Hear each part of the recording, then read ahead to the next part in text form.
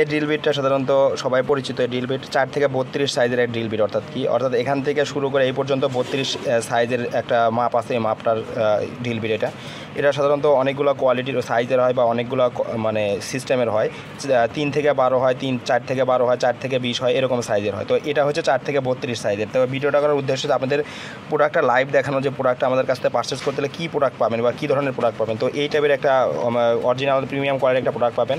তো প্রোডাক্টটা আমাদের কাছ থেকে পারচেস করতে হলে আমাদের হোয়াটসঅ্যাপে আমরা যোগাযোগ করতে পারবেন অথবা সরাসরি কল করতে পারবেন। তো ধন্যবাদ আমাদের পাশে থাকার জন্য।